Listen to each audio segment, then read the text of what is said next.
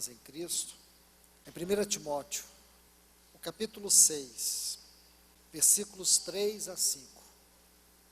Se alguém ensina alguma outra doutrina e não se conforma com as sãs palavras de nosso Senhor Jesus Cristo, e com a doutrina que é segundo a piedade, está envaidecido e nada entende, e delira acerca de questões e contendas de palavras, das quais nascem invejas, pleitos, blasfêmias, suspeitas ruins e constantes desavenças de homens corruptos, de entendimento e privados da verdade, que supõem que a piedade é uma fonte de lucro. Aparta-te dos tais. Vamos orar. Pai, em nome de Jesus, mais uma vez, Senhor, estamos aqui reunidos em torno do Teu grande, santo e maravilhoso nome. Pedimos o Teu Espírito nesta hora, Senhor, que Ele nos guie, que Ele nos ajude, que nós venhamos, Senhor, permitir que o nosso coração se abra para a Tua voz, para a Tua palavra. Pai, em nome de Jesus, pedimos ao Senhor que venha de maneira poderosa nos ajudar mais uma vez a entender a Tua mente neste livro, Senhor. Entender verdadeiramente o que Tu tens para ministrar a nós. Abra os Teus céus, abra a revelação da Tua palavra e venha se derramar a nós mais uma vez. Pai santo, bendito, glorioso e eterno, exaltado é Teu nome, Senhor, e nós te pedimos, venha magnificar e exaltar o Teu nome nesta reunião, venha se derramar aqui, Senhor, em nome de Jesus.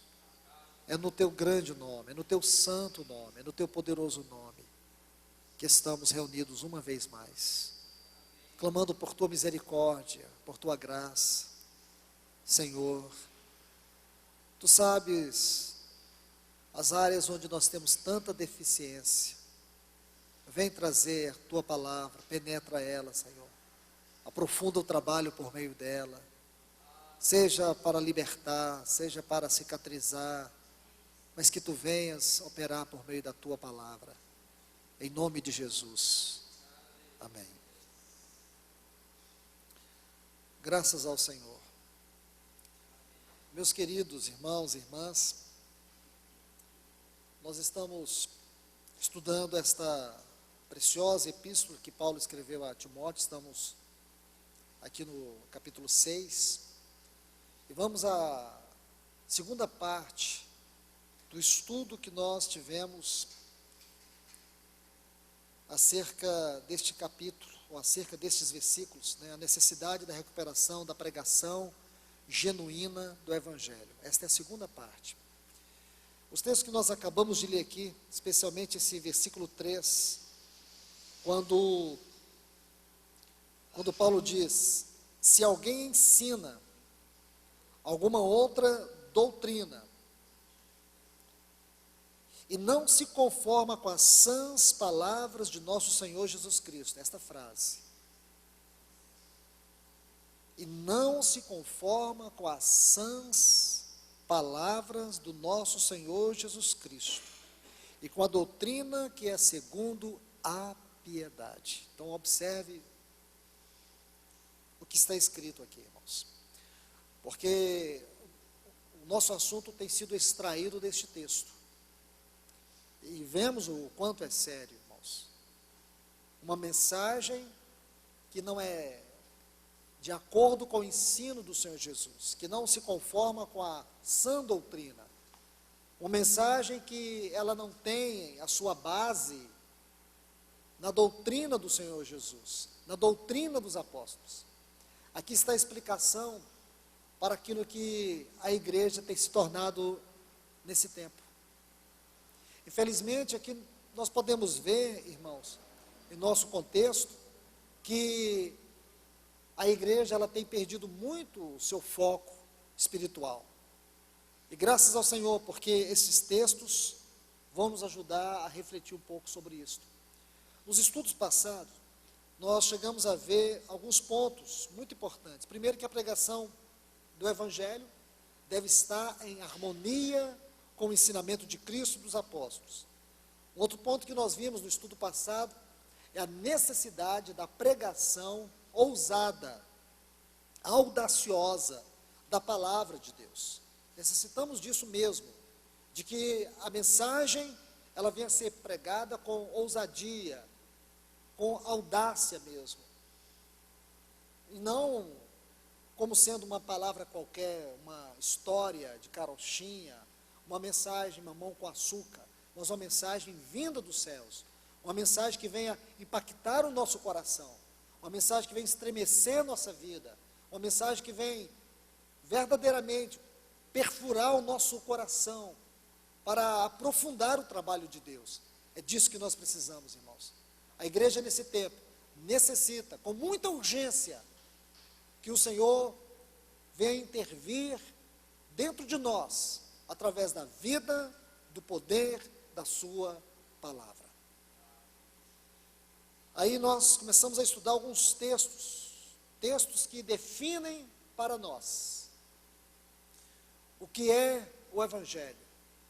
Textos que revelam para nós o caráter do Evangelho. Nós vimos primeiro, Romanos capítulo 1, versículo 16, quando Paulo diz que ele não se envergonhava do Evangelho, porque era o poder de Deus para a salvação. O Evangelho é o poder de Deus para a salvação. Ele não tinha vergonha. Nosso Senhor, Ele mesmo dissera que aquele que se envergonhassem dele, ele também iria sentir vergonha desses diante do Pai. E Paulo disse que ele não se envergonhava do Evangelho, porque o Evangelho era o poder de Deus. Aí um texto que nós usamos para trazer luz sobre este primeiro texto aqui de Romanos 1,16, foi 1 Coríntios capítulo 2 e o versículo 1, quando Paulo diz que quando ele foi ter com os irmãos na Acaia, aí ele diz que ele não foi com ostentação de linguagem. Esse foi o texto que nós usamos, essa palavra aqui, ostentação, posição elevada, exaltado. Não. Ele diz que ele foi com o poder de Deus, não foi com ostentação, nem mesmo de sabedoria. Paulo não sobressaiu aqueles irmãos. Então aqui nós estamos começando a entender o que é o Evangelho de Cristo. O Evangelho de Cristo não é o Evangelho que torna o homem maior e melhor do que os outros porque ele prega. Ao contrário, ele é servo de todos. Esse é o propósito do Evangelho, porque ele é o poder. Ele é o poder de Deus, ele é a manifestação da glória e do caráter de Deus, da sabedoria de Deus, porque ele revela a mente de Deus. Este é o Evangelho. É desse Evangelho que Paulo não se envergonhava. É desse Evangelho que nós temos que ter audácia para pregar. Então nós vimos esse texto, depois também vimos um outro texto aqui no capítulo 1, que corrobora também com esse argumento do versículo 16 de Romanos 1, quando Paulo diz que Cristo o havia enviado, não para batizar, mas para pregar o Evangelho. Aí ele diz, não com sabedoria de palavra. Olhe bem, irmãos, 1 Coríntios capítulo 1, versículo 17, diz, não com sabedoria de palavra, porque Paulo não queria pregar confiado na sabedoria do intelecto, e diz, para que não se anule o efeito da cruz de Cristo. Por quê? Porque a mensagem cristã, ela tem que ser oriunda da cruz de Cristo, ela tem suas raízes da cruz de Cristo. E o propósito da mensagem cristã é proclamar a glória e a vitória do Calvário.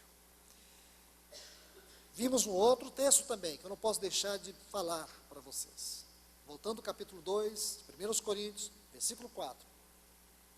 Quando Paulo diz assim, a minha palavra, interessante isso, porque a palavra que ele usa o termo logos, e a minha pregação, ou querigma, não consistia em linguagem persuasiva de sabedoria, mas da demonstração do poder do Espírito Santo. Lindo isso aqui. porque ele vai dizer palavra, o logos e a pregação, porque muitas vezes a pregação, ela não tem nada a ver com logos, ela vem do intelecto, ela vem da mente, mas se ela tem suas raízes no logos, o que é o logos? Logos é o termo mais profundo para definir para nós o que é palavra. Logos tem a ver com a revelação do Filho de Deus, ou da encarnação do Verbo de Deus. Nós vimos tudo isso no estudo passado. O Logos tem a ver com a expressão mais profunda do conhecimento, da sabedoria e da revelação de Deus.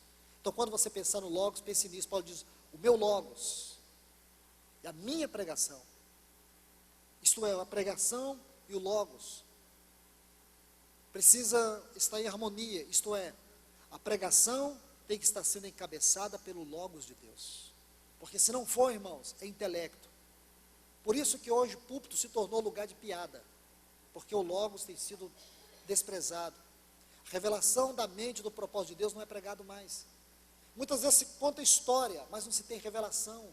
Nós precisamos voltar à prática da mensagem cristã, à prática do Evangelho de Cristo, irmãos, porque é isso que está se perdendo entre nós.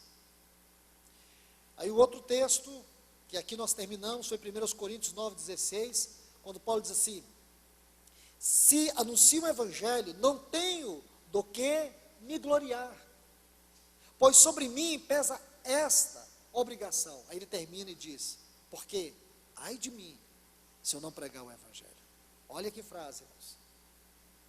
Paulo era compelido por este grande peso, e ele dizia, ai de mim, se eu não pregar o Evangelho.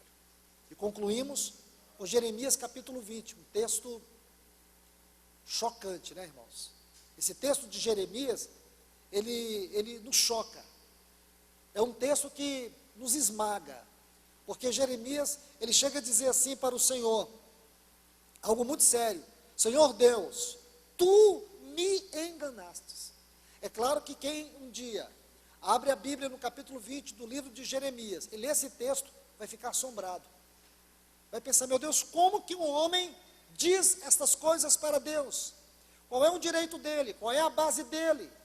Quem aqui na terra teria esta ousadia de dizer para Deus, Deus, ó Senhor, tu me enganastes? Quem? Ninguém, irmãos. Agora precisa conhecer Jeremias, precisa conhecer o seu chamado, precisa conhecer a sua história, precisa conhecer o contexto no qual Deus o envolveu. Sem conhecer a história de Jeremias, sem conhecer o seu contexto, sem conhecer o seu chamado, sem conhecer a sua história, esse capítulo, ele não tem graça, sentido algum. Mas quando você entende que Deus chamou Jeremias e não deixou para ele nenhuma outra alternativa, a não ser Deus mesmo. Deus diz assim para ele, antes que a tua mãe te concebesse, eu já havia te chamado, já havia te escolhido. Já chamava pelo teu nome, já havia te consagrado, já havia te dado como profeta às nações. Que direito que esse homem tem? Aí você nota que ele pregou por mais de 40 anos, aí à medida que ele pregava, ele perdia os amigos, à medida que ele pregava, ele perdia a reputação, à medida que ele pregava, ele se tornava odiado, à medida que ele pregava, as portas se fechavam, sua popularidade ia a zero. Não havia ninguém dando tapinha nas costas dele. E nem mesmo ele tinha o direito de ter um matrimônio como ele poderia almejar. Quer dizer, toda a sua vida sofreu uma terrível intervenção de Deus. Aí ele diz assim, tu me enganastes. Eu fiquei enganado. Mas tu és mais forte do que eu. E me dominastes. Todos zombam de mim. Caçoam de mim o dia inteiro. Cada vez que falo, tenho de gritar e anunciar, eram as suas profecias, as profecias do Senhor, morte, violência, destruição, ó Senhor, eles me desprezam, eles zombam de mim o tempo todo, porque anunciam a tua mensagem, mas quando penso, vou esquecer do Senhor, e não falarei mais em seu nome, então a tua mensagem fica presa dentro de mim e queima como fogo. Ele disse: eu não tenho saída. Agora você entende o que Paulo disse? Ai de mim se eu não pregar o Evangelho. Não tenho saída, irmãos. É isso que ele está dizendo.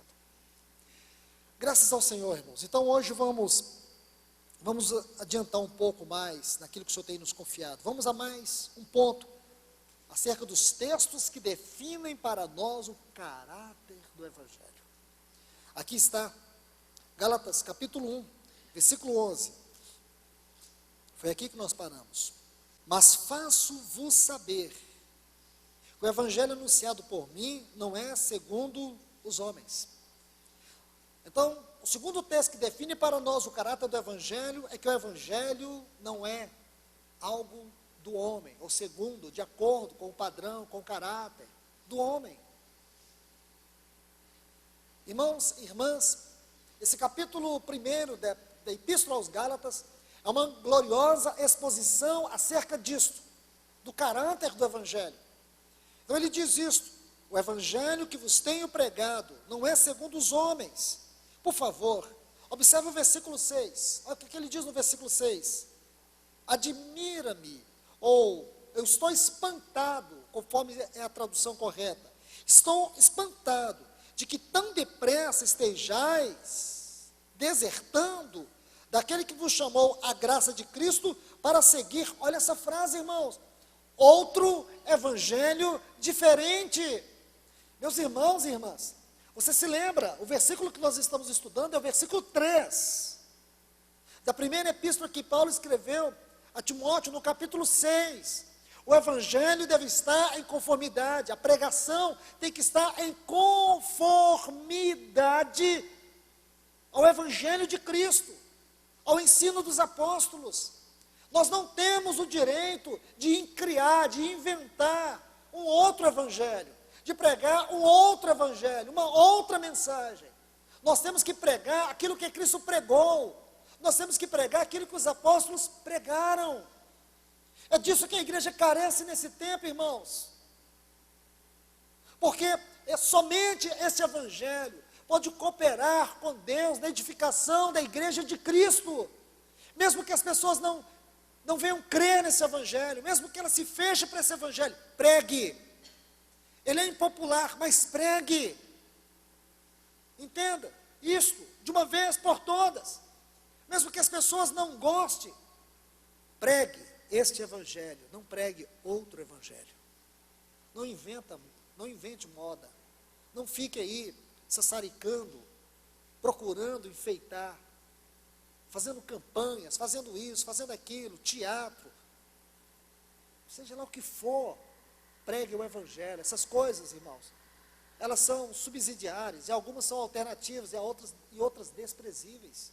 Mas a primeira missão da igreja, quanto à palavra, é pregar e ensinar, conforme Cristo.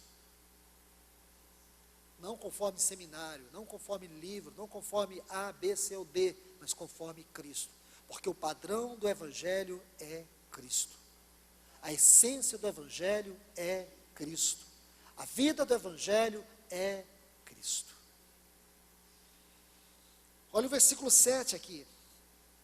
Paulo diz que não é outro, mas alguns que vos inquietam e querem transformar o evangelho de Cristo. Versículo 8 e 9.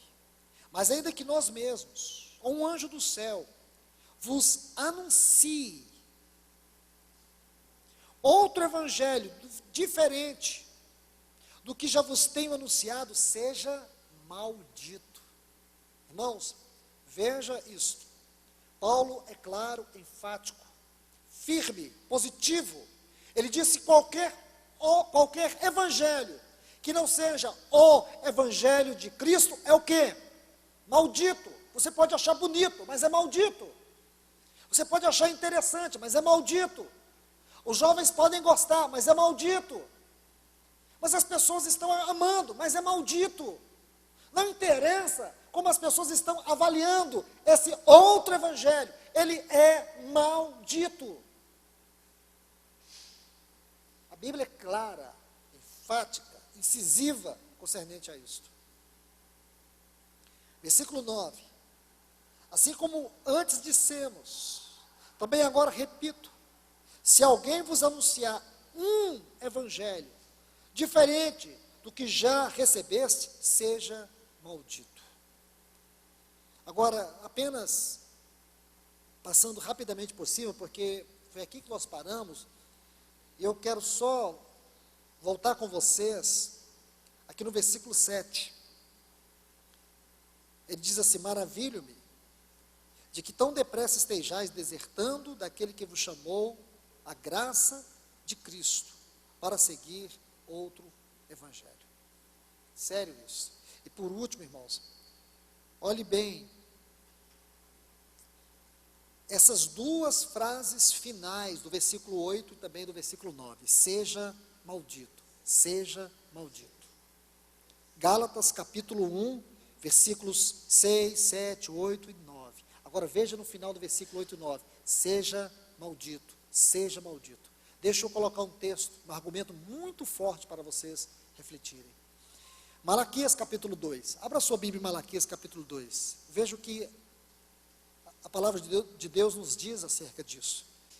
Olha o que diz: agora, preste atenção, irmãos, o tanto que é sério isso, seja maldito, seja maldito. Lembra? Final dos versículos 8 e 9, não tire isso da sua mente. Olhe bem, agora, ó sacerdotes, para vós outros é este mandamento. Então nós sabemos muito bem que os sacerdotes é uma representação do ministério no Antigo Testamento. O ministério cristão no Antigo Testamento era representado pelos sacerdotes, pelos profetas e pelos juízes temporariamente. Então, os sacerdotes e os profetas eram uma representação do ministério no Antigo Testamento. Agora observe, agora, ó sacerdotes, para vós outros é este mandamento: se o não ouvirdes, se não ouvirdes, e se não propuserdes no vosso coração dar honra ao meu nome, diz o Senhor dos Exércitos, enviarei sobre vós a maldição, e amaldiçoarei, olha essa frase, amaldiçoarei as vossas bênçãos, já as tenho amaldiçoado, porque vós não propondes isso no coração. Não são palavras fáceis de ouvir, mas elas estão aqui diante de nós. Aquela frase que você encontra no versículo 8 e 9 de Gálatas capítulo 1, ela está sendo colocada para nós de maneira mais expositiva. Veja isso, irmãos, veja a seriedade.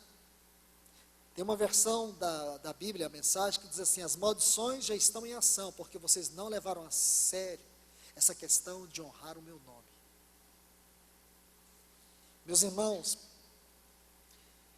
observe aqui, eu chamo a atenção de vocês, especialmente para os versículos 7 e 8 ainda de Malaquias 2.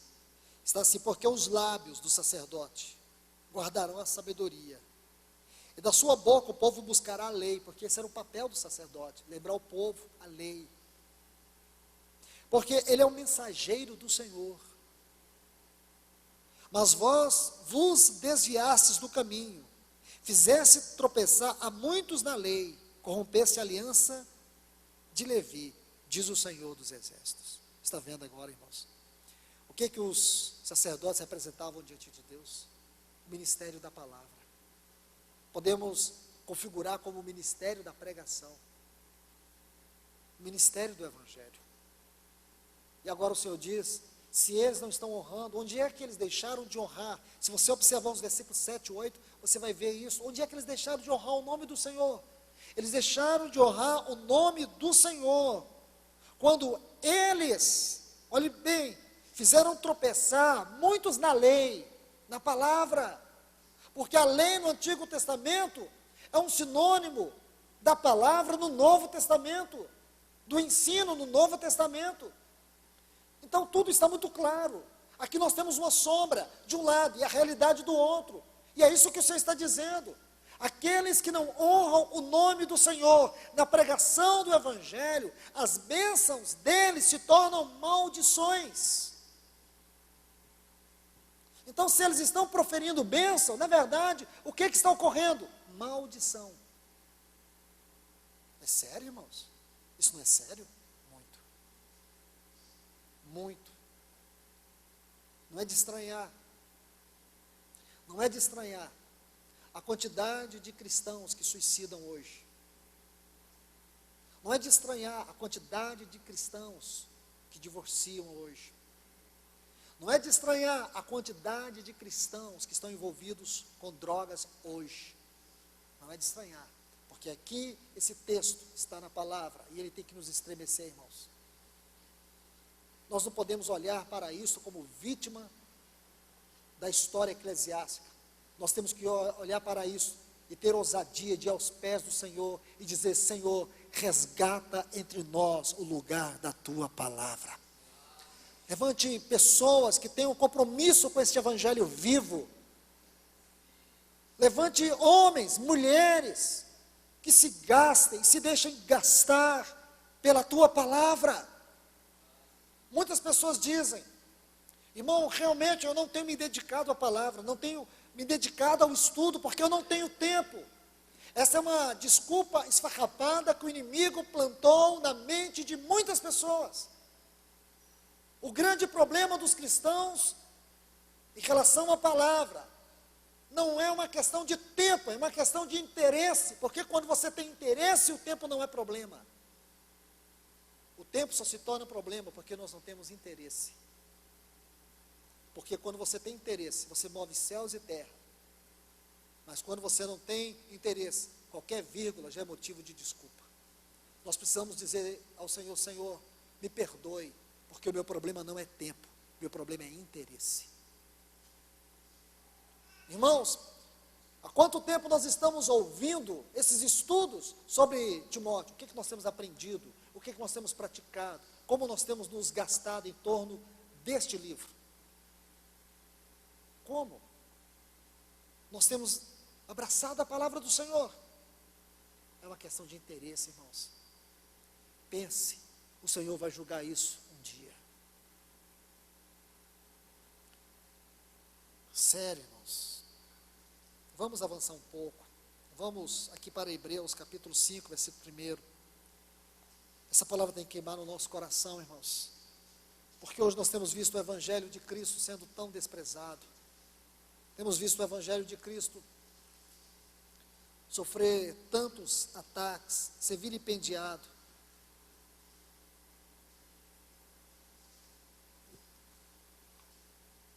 E o inimigo tem levado uma vantagem tão grande, irmãos, porque a igreja tem negligenciado isso. Não é culpa, não é só daqueles que têm falsificado o Evangelho, mas daqueles que se tornam ouvintes, praticantes desse Evangelho falso. Mas veja como essa questão do chamado para o ministério é uma coisa tão séria.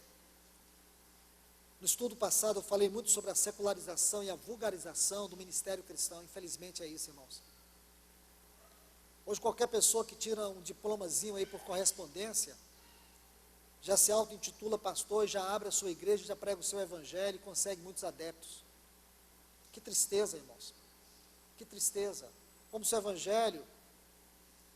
evangelho fosse um produto que se vende. Como se a igreja fosse um bando de seguidores de homens. A igreja é o corpo místico de Cristo aqui na terra. A igreja é uma realidade celestial aqui na terra. A igreja é o lugar onde os céus e a terra se encontram. O papel da igreja é proclamar as insondáveis riquezas de Cristo Jesus. A multiforme sabedoria de Deus. Este é o papel da igreja. A igreja não é instituição, a igreja não é denominação, a igreja é a realidade visível do corpo místico de Cristo na terra. Nós vamos ler esses textos de Hebreus, capítulo 5, versículos 1 a 5. Diz assim: porque todo sumo sacerdote. Então, estamos sempre usando essa figura do sacerdote para exemplificar o ministério cristão. Mas sempre a luz está no Antigo Testamento, a realidade está no Novo. Então nós temos essa luz lá no Antigo Testamento. Então essa luz se projeta sobre algo e nós temos uma sombra. Mas à medida que você olha essa luz projetando sobre a sombra, ela traz uma realidade. Somente o Espírito Santo pode trazer essa realidade para nós, quando ele abre a revelação daquilo que está no Novo Testamento.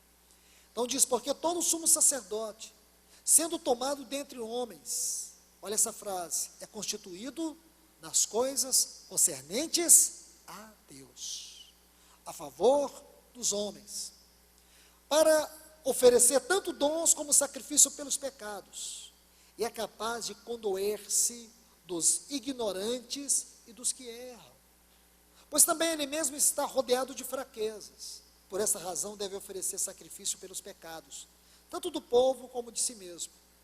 Ninguém, pois, toma esta honra para si, senão quando chamado por Deus, como aconteceu com Arão. Olha essa frase, ninguém, pois, toma esta honra para si mesmo, senão quando chamado por Deus, como aconteceu com Arão. Assim também Cristo a si mesmo não se glorificou para se tornar sumo sacerdote, mas o glorificou aquele que disse, tu és meu filho, eu hoje te gerei. Isto é, ele é filho por geração eterna. Mas não quero aqui fazer uma análise doutrinária desses textos, de forma alguma, não temos tempo para isso, também não é o meu encargo específico. Apenas extrair alguns pontos. Observe aqui, primeiro ponto que eu quero que vocês observem nesses textos. O sacerdote era alguém chamado para poder ser constituído nas coisas inerentes a Deus. O assunto do sacerdote era estritamente um assunto divino, um assunto espiritual. Olha o que o texto diz, seu chamado era exclusivamente, estritamente relacionado com a mente, com a vontade, com o propósito de Deus. Como lhes disse, o sacerdote no Antigo Testamento é a figura do ministério no Novo Testamento. Irmãos, isso não é um assunto importante somente para os irmãos envolvidos no serviço, no ministério, de forma alguma. Toda a igreja tem que saber disso para não serem enganados. Isso é importante para aqueles que ministram, da mesma maneira é importante para toda a igreja, porque o problema não está com aqueles que ministram apenas, mas para aqueles que se tornam ouvintes coniventes. Paulo, na segunda epístola a Timóteo, no capítulo 2, versículo 4, ele jorra mais luz sobre isso. Anote, se possível for, esse texto aí ao lado desses textos de Hebreus capítulo 5, versículos 1 a 5. Lá em 2 Timóteo, capítulo 2, versículo 4, Paulo diz assim, nenhum soldado, aqui agora nós temos a figura do soldado, é uma figura, nenhum soldado em serviço se envolve em negócios desta vida, porque o seu objetivo é satisfazer aquele que o arregimentou. Olhe bem, irmãos, como esses textos ultimamente têm pesado no meu coração. Eu tenho sido tão grato ao Senhor por esta palavra. Não tenho como explicar para vocês. Não tenho como explicar para vocês. Como essas palavras ultimamente têm feito uma obra tão preciosa do Senhor dentro de mim. Observe a figura do soldado.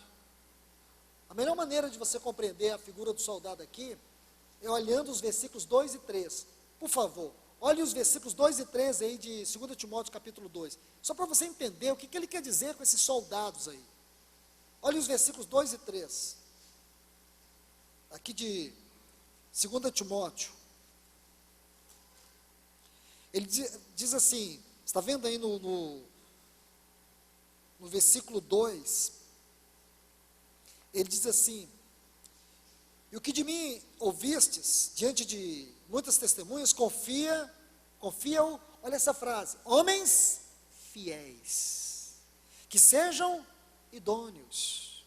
Versículo 3, sofre, pois, penalidade como bom soldado de Cristo. Então, a figura do soldado aqui, nos fala destes homens fiéis, homens idôneos, esses que são um bom soldado de Cristo, Então aqui está muito claro que os soldados são esses homens fiéis, aqueles que receberam a mensagem para poder anunciar. Está vendo, irmãos? A hermenêutica é muito clara.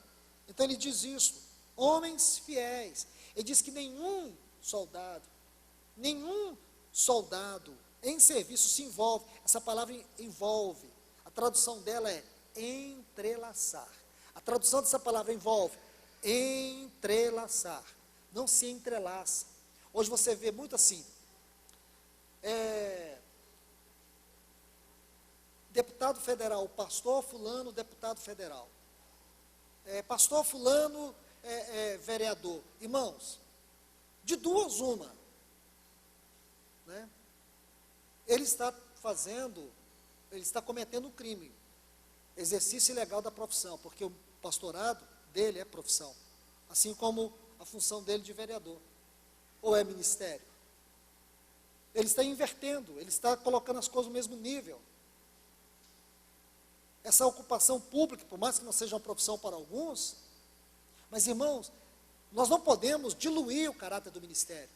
Se ele é um deputado federal e se diz pastor, ele está cometendo uma falha grave diante de Deus, porque se ele tem mesmo a unção de Cristo como pastor na vida dele, então ele está no lugar errado. Ou então, ele nunca leu a Bíblia. E se ele nunca leu a Bíblia, a definição dele de pastor é secularizada e vulgarizada. Porque se ele verdadeiramente tem a unção de Cristo, ele está no lugar errado. Porque se ele tem a unção de Cristo, a posição dele não é aquela. Porque não existe, irmãos, vocês podem não concordar comigo, mas eu quero te falar algo. A posição de um homem de Deus nessa terra é a maior posição que existe no universo. Sabia disso? Porque qualquer posição secular deste mundo, as pessoas têm a quem responder aqui na terra. Mas alguém que recebe um dom de Cristo para o ministério, responde aquele que está sentado no mais alto trono do universo. E os assuntos são os assuntos mais elevados. Daqui a pouco nós vamos ver mais um item que mostra para nós o caráter do Evangelho. E vocês vão ver o que é esta mensagem, a sua natureza mais profunda, mais significativa. Porque qualquer outra pessoa que tem uma função, mesmo secular, ele é coerente, fiel à sua profissão, tudo que ele faz é temporário, mas aquele que recebe o encargo de Cristo para o ministério, tudo que ele faz é eterno, tem um efeito eterno. O médico pode salvar a pessoa de uma doença, pode salvar a pessoa até da morte, mas nunca pode livrar a pessoa da morte. Porque todos nós, por mais que um dia tenhamos passado por uma mesa de cirurgia, o médico conseguiu nos curar, ele conseguiu até certo ponto, porque nos livrar da morte, nenhum médico vai conseguir, porque todos nós poderemos um dia morrer. Não é verdade? Sim, mas uma coisa é certa, aquele que tem o encargo de Cristo para o serviço do ministério, a sua autoridade espiritual, isto é, aquilo que Deus lhe conferiu, ele não tem uma autoridade, ele está debaixo da autoridade de Deus para servir, para ministrar, e aquilo que de Deus é vida por meio dele, tem o propósito de salvar a pessoa eternamente do poder da morte. Você encontra uma posição, uma função que seja compatível a essa? Nenhuma. Nenhuma, irmãos.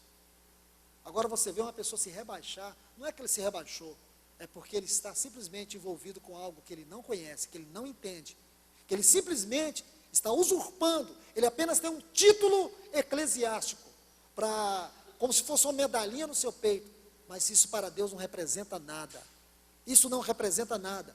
Não adianta abrir a Bíblia, não adianta pregar, não adianta falar no nome dele se você não honra ele. E o Senhor diz que aqueles que não honram o seu nome, as suas bênçãos se tornem maldições. Então, irmãos, o que nós vamos fazer? Pregar um outro evangelho? Será que vocês gostariam de ficarem sentados aí e eu ficar contando história para vocês, torcendo a palavra? Ou a gente vai ler a palavra e ver exatamente aquilo que o Espírito tem a nos dizer? Eu creio que é isso que todos nós queremos aqui. Agora observa o segundo ponto, ele diz, ninguém, pois, toma essa honra para si mesmo, senão quando chamado por Deus, como aconteceu com Arão. Então, dentro do contexto da nossa cultura cristã, o ministério tem perdido o seu valor espiritual. Dentro do nosso contexto aqui, o ministério tem sido secularizado. O ministério tem sido vulgarizado. O que existe muito hoje, infelizmente, irmãos, e falo com muita tristeza, são profissionais de púlpito. Existem países onde você pode abrir um classificado e lá tem os pastores com o telefone dizendo assim: se você precisa de alguém para orar por você, ligue nesse número tal e tal e tal. Se você precisa de algum pastor para fazer o seu casamento, ligue nesse número tal e tal. Classificado, porque é profissão. E não pense que ligar vai ser de graça, você tem que pagar. Porque ele recebe por isso, ele tem seus honorários, ele tem custos. Vocês estão duvidando disso, irmãos? Mas, irmãos, que coisa séria essa questão de pregar o evangelho. Porque as pessoas preferem ficar debaixo dos favores do mundo do que debaixo dos favores de Deus. As pessoas estão negociando suas almas com o próprio diabo para não pregar o evangelho, para ter um público mais atraente, para poder ter seus locais de reunião lotados, para poder serem populares. Meus irmãos, se um dia o Senhor levantar vocês para pregar esse evangelho, pregue com audácia, ousadia, pregue a palavra, porque um dia você vai prestar conta ao Senhor, e Ele vai dizer para você que você foi um servo bom e fiel. Não se deixe envolver pelas coisas desse mundo, não. Ninguém toma essa honra para si, se não for chamado como foi Arão.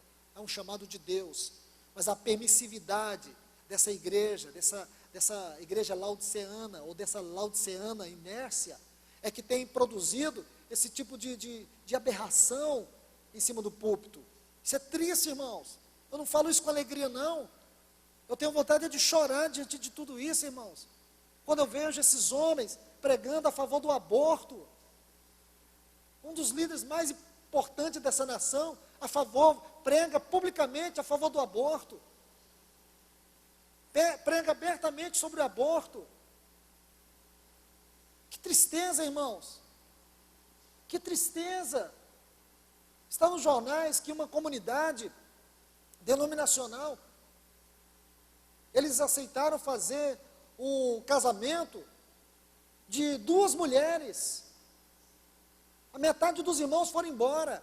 Eu acho que foi muito pouco, tinha que todo mundo ir embora. Pensa, irmãos, o que vai virar? Daqui um dia nós não temos mais o evangelho. Sabe por quê? Não é porque tem gente em cima do púlpito falsificando, é porque tem gente embaixo sendo conivente, permissiva. Pessoas permissivas têm produzido esses pregadores, esses profissionais de púlpito. Irmão, se um dia você entrar aqui e você não vê que a mensagem não está sendo pregada, vai para a sua casa. Não perca tempo nesse lugar. Agora ore, irmãos. Ore para que os céus não se fechem sobre nós. Para que o Espírito Santo tenha homens como vocês, mulheres como vocês, que amam a palavra, que preguem a palavra com ousadia. Seja lá para as crianças, seja para aquelas crianças, pregue com ousadia. Pregue. Vamos para o terceiro ponto, o terceiro texto, que define para nós o caráter do evangelho. Efésios 3:8. Porque essa igreja laodiceana, irmãos, ela tem se tornado um campo fértil para o sucesso desses profissionais de púlpito. Nós não podemos ser isso, irmãos. Nós temos que ser uma igreja que desejamos a voz do Senhor, somente a voz do Senhor. Efésios 3:8, Paulo diz assim: a mim, o menor de todos os santos, foi dado esta graça de pregar o evangelho das insondáveis riquezas de Cristo. Olhe bem, que definição linda do caráter, da natureza do evangelho. O evangelho das insondáveis riquezas de Cristo. Irmãos, esse é um dos capítulos mais extraordinários que existe em toda a Bíblia. Esse é um dos capítulos mais preciosos. Se você lê a Bíblia toda, e você quer entender algo acerca dos assuntos mais elevados da mente de Deus, você tem que ler esse capítulo. Mas deixe-me explicar um pouco sobre a didática desse capítulo. Primeiro, você sabe que Efésios tem 6 capítulos. Os capítulos 1, 2 e 3, doutrina. 4, 5, 6, prática. Então esse capítulo 3, ele encerra a seção doutrinária dessa epístola.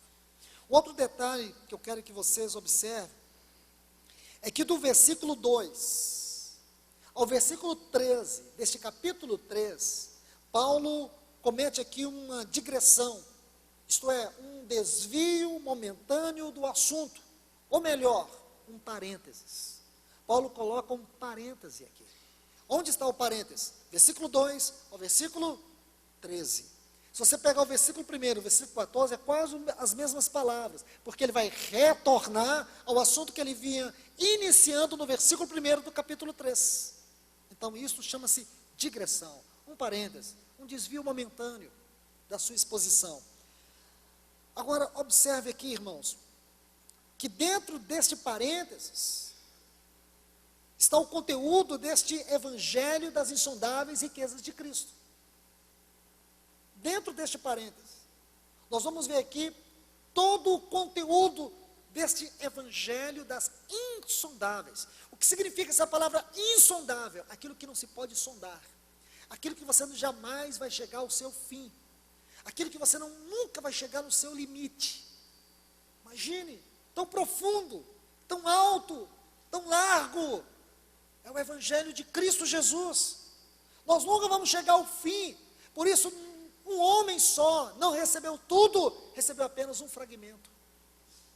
Necessitamos de todos os santos para compreendermos essas profundezas do evangelho. Nunca ache que você tem mais, nunca ache que você sabe mais, nunca ache, porque você vai depender sempre de um irmão para aprender algo. Observe, irmãos, por favor, deixe-me mostrar algumas coisas para vocês aqui sobre o conteúdo deste evangelho das insondáveis riquezas de Cristo. E aqui nós temos uma descrição linda do seu caráter, da sua natureza. O que é esse evangelho? Evangelho que Deus confiou a nós. Você pode dizer, irmão, mas eu não sei nada. Mas por que você não sabe nada? É falta de tempo ou é falta de interesse? Por que você não sabe nada? Porque você está confiando na sua mente ou confiando na revelação do Espírito? Comece a sondar aí o teu coração diante de Deus, e Ele vai te mostrar o que está te faltando. Ele vai abrir um caminho para você se arrepender e alcançar, através da sua graça, aquilo que Ele tanto deseja que você alcance, que é a total e absoluta dependência do Espírito Santo, para que Ele abra este evangelho para você. Então, queridos irmãos, vamos encontrar aqui esse conteúdo deste evangelho das insondáveis riquezas de Cristo. Olha o versículo 2. Veja aí no versículo 2, quando ele diz assim: se é que tendes ouvido a dispensação da graça. Você tem que parar aqui, porque essa frase, dispensação da graça, é o primeiro item que nós encontramos aqui, neste capítulo, que faz parte das comportas profundas, dos degraus mais elevados deste evangelho das insondáveis riquezas de Cristo. Essa dispensação da graça é um item deste grande conteúdo, deste vasto conteúdo do evangelho das insondáveis riquezas de Cristo. Dispensação da graça. Sabe essa palavra dispensação? É um vocábulo grego. Oikonomia, da onde vem a palavra economia ou administração. A maneira correta de expressar isso é a economia da graça. Aí você pensa, nossa, irmão, que coisa complicada. Economia não é coisa de mercado? Não tem alguma coisa a ver com finanças? Tem a ver com administração. Porque, irmãos, a graça não é um assunto banal. A graça não é um assunto qualquer. O assunto da graça é um dos assuntos mais elevados do propósito eterno de Deus. Graça e glória são as palavras mais profundas da Bíblia. Irmãos, levaremos a eternidade toda e não vamos chegar ao limite do conhecimento desta palavra graça. E aqui ele fala da economia. Por que economia? Porque tem muitas seções, tem muitos assuntos envolvidos, Tem muitas áreas para você estudar, para entender a palavra graça. Alguém diz que graça é favor imerecido. Isso é uma simples definição, talvez a mais básica de todas. Graça é Deus fazer por nós aquilo que nós não merecemos. Mas tudo isso é muito básico. Quando Paulo diz a dispensação, a economia da graça, irmãos, criou uma conotação espantosa para nós. Vamos mais ainda. Ele diz no versículo 4, vamos um outro item, que compõe o conteúdo deste evangelho das insondáveis riquezas de Cristo. Ele diz, pelo que quando ledes, podeis perceber o profundo conhecimento que tenho, olha essa frase, do mistério de Cristo. O que é o mistério de Cristo? O mistério de Cristo é um item deste grande evangelho das insondáveis riquezas, insondáveis riquezas de Cristo Jesus, esse evangelho inescrutável. Mas o que é o mistério de Cristo? Paulo vai escrever esse capítulo todo para nos mostrar. Ele vai mostrar algo para nós. Só que para você entender isso de maneira mais ampla, você tem que ler uma outra carta. É a carta aos Colossenses. Você sabe que Efésios tem 155 versículos divididos em 6 capítulos. Mas quando você estuda o Colossenses, você vai descobrir que 75 versículos de Efésios estão em Colossenses. Lá no capítulo 2 de Colossenses, Paulo vai dizer que o mistério de Deus é Cristo.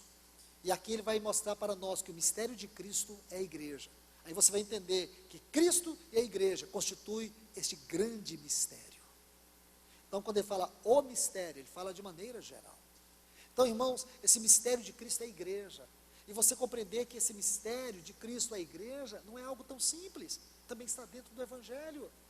Você precisa penetrar as profundezas do Evangelho para você poder entender a igreja, porque a igreja é um dos itens do conteúdo deste grande Evangelho das insondáveis riquezas de Cristo. Vamos mais um outro item. Olha aqui o versículo 9. Ele diz,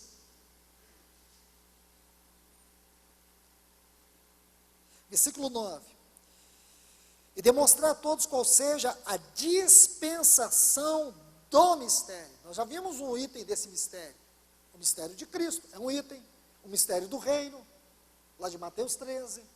O mistério do Evangelho. São itens deste grande mistério. A palavra dispensação, traduzido por Strongs, foi realmente uma infeliz tradução que Strongs fez. Ele colocou a palavra koinonia, porque se parece muito com a palavra oikonomia. Mas se você pegar as melhores ferramentas, você vai ver que é a mesma palavra que ele vai usar no versículo 2. Oikonomia do mistério, a dispensação. Porque mistério, espiritualmente falando, não é algo oculto, impenetrável.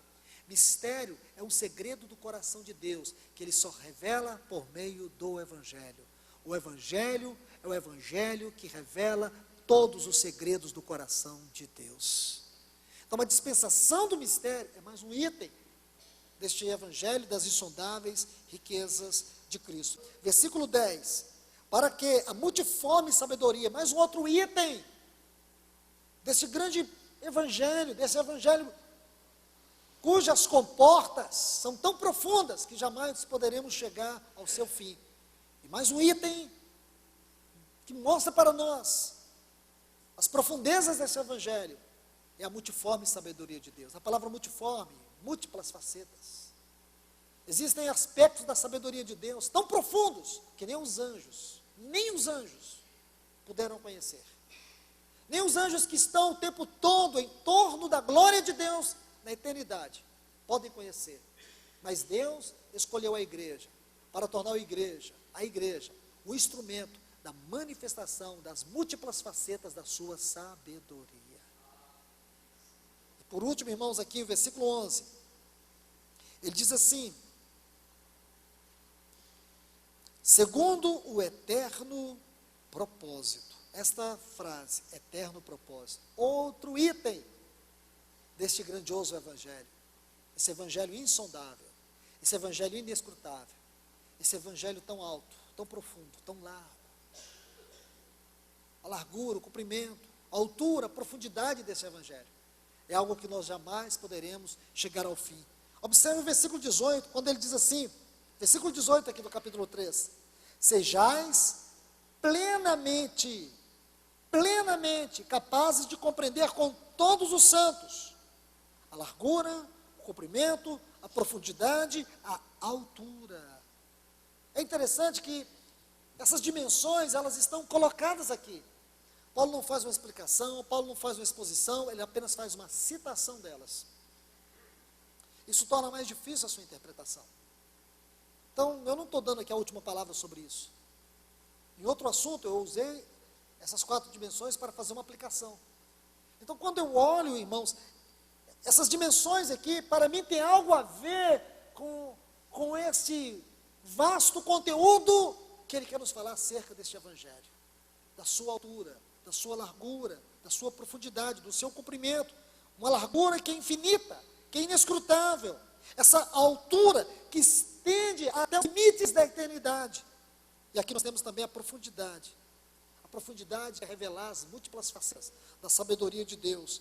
E o comprimento, que é manifestar a extensão do eterno propósito de Deus em Cristo Jesus. Onde você vai ver isso, irmãos? Evangelho. Quem não conhece isso, quem não consegue entender, um cristão que não compreende a administração da graça, o mistério de Cristo, a administração do mistério, a multiforme sabedoria de Deus, o eterno propósito de Deus em Cristo, não tem nada para pregar do Evangelho, só tem história para contar, historietas. Irmãos e irmãs, se você deseja pregar o Evangelho, não se preocupe em ter alguma formação acadêmica, teológica. Aqui está nesse capítulo, os itens fundamentais, que não são 4 anos de faculdade teológica, 6 ou 8 anos, que vai te dar, ou vai te habilitar a pregar. É caminhar com Deus, é entrar na escola de Cristo. Essa escola vai requerer de você muito mais do que qualquer seminário. Aí você vai ter que aprender sobre isso. E aprendendo sobre isso, com absoluta certeza, você vai compreender a sublimidade do seu chamamento, da sua vocação para o ministério.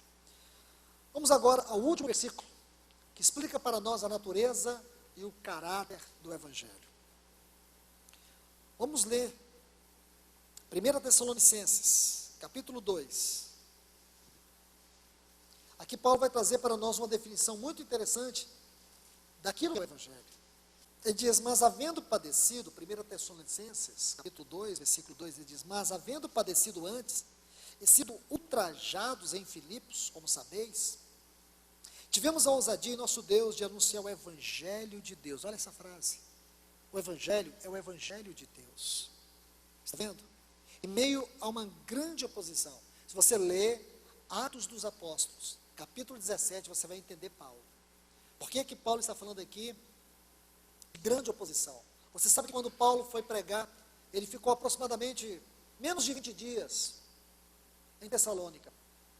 E ali ele pregou o Evangelho aos sábados. Os judeus não aceitaram a palavra que ele pregou.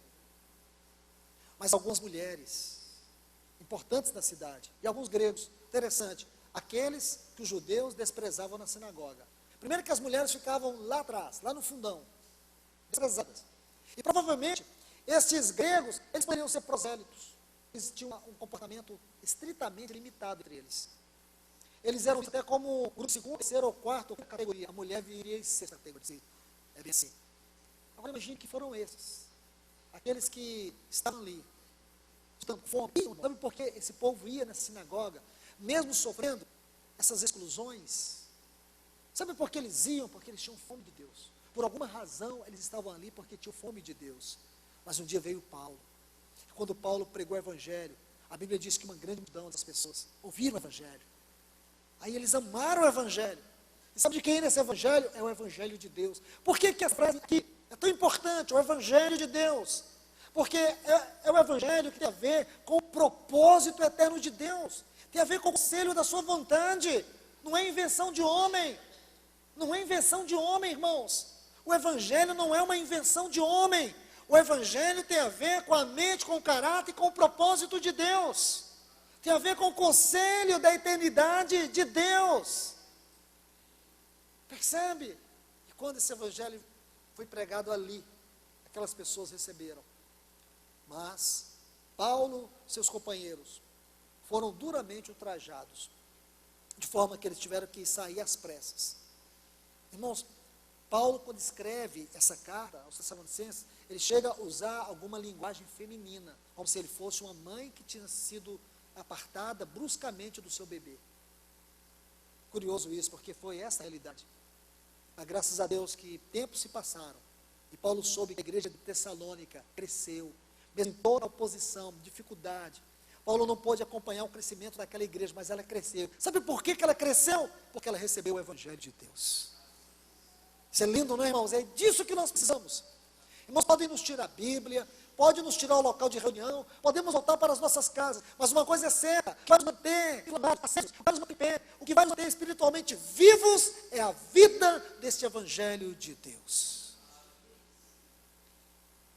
Agora, versículo 8, desse mesmo capítulo 2 de 1 Tessalonicenses.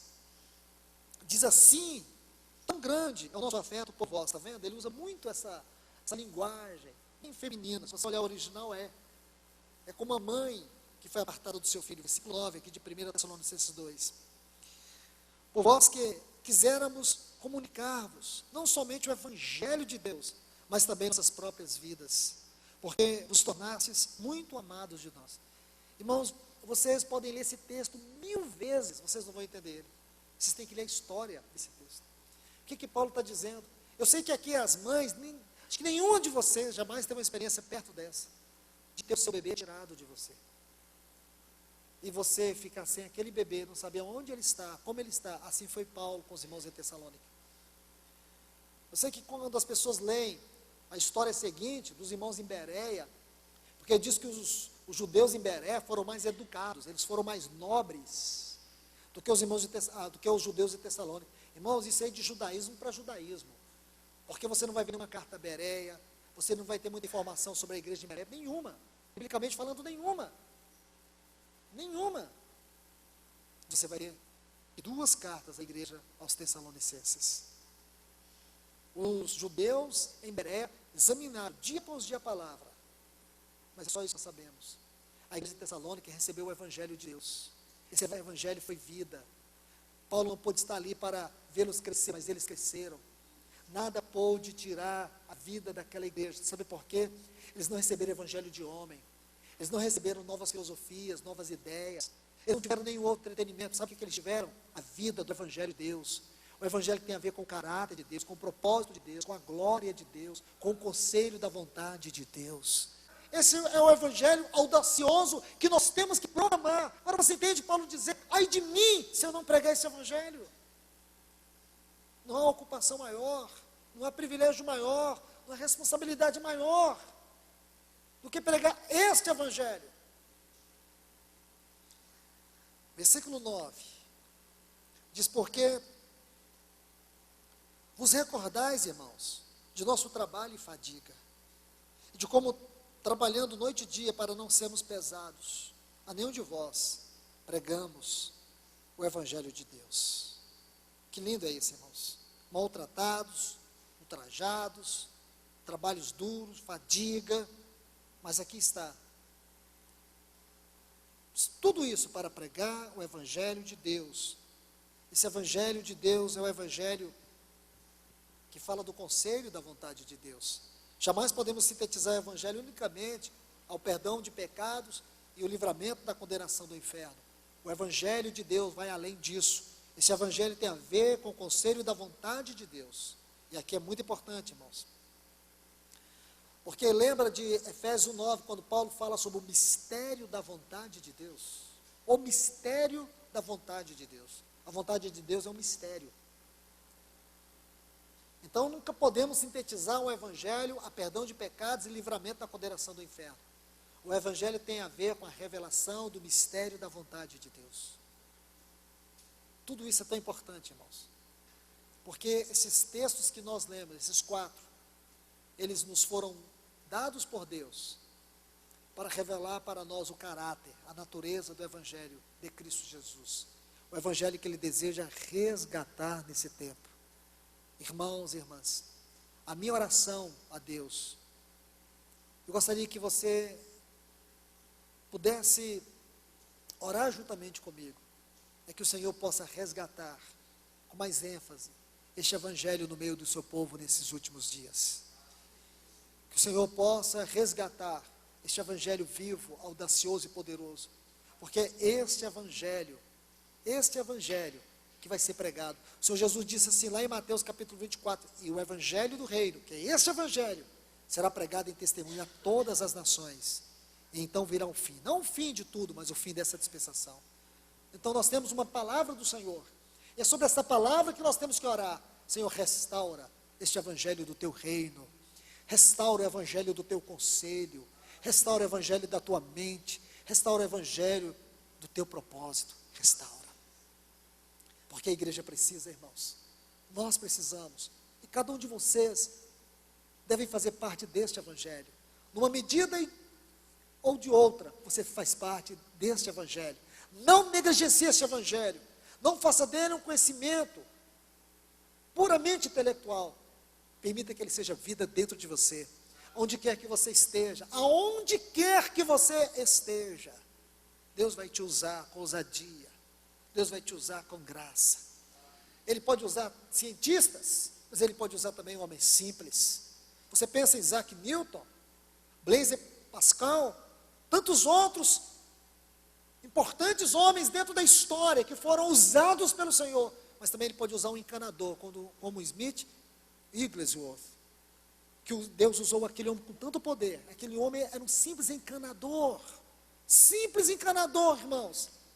Imagine, aquele homem encanador, aquele homem simples, que pregava montado em cima de uma bicicleta, Deus usou ele com tanta autoridade, com tanta vida, que contabilizaram 14 pessoas que Deus ressuscitou por meio do ministério desse querido irmão. O John Wright, por 10 anos foi missionário na Índia. O primeiro foi conhecido como o apóstolo da fé. Esse segundo foi chamado o apóstolo da oração. A única coisa que ele aprendeu foi orar, orar, orar. 10 anos. Irmãos, se você hoje pode imaginar, cristãos que existem na Índia, Deus usou muitos homens. Um dos primeiros homens que Deus usou para pregar o evangelho na Índia foi aquele apóstolo que muitos têm certa cisma com ele, chamado Tomé. Deus usou Tomé. Por isso que lá no fundamento da Nova Jerusalém, ele é aquela pedra água marinha, porque ele foi o único apóstolo que atravessou o grande mar para pregar o evangelho na Índia. E ali ele morreu, ali ele proclamou o evangelho. Mas Deus usou também um homem chamado John Wright. E ali por 10 anos ele pregou o evangelho. E hoje existem inúmeras aldeias que ainda estão lá como fruto da pregação do evangelho. Este homem simples, não tinha formação teológica nenhuma. A única formação que ele tinha estava baseada na escola de Cristo. Então não se preocupe com a sua capacidade, não se preocupe com a sua capacidade, não se preocupe com o seu intelecto, se preocupe com o seu espírito. Deixe que o Espírito de Deus te encha, deixe que o Espírito de Deus te capacite e deixe que o Espírito de Deus te use. Que Ele venha nos abençoar mais uma vez com a sua palavra.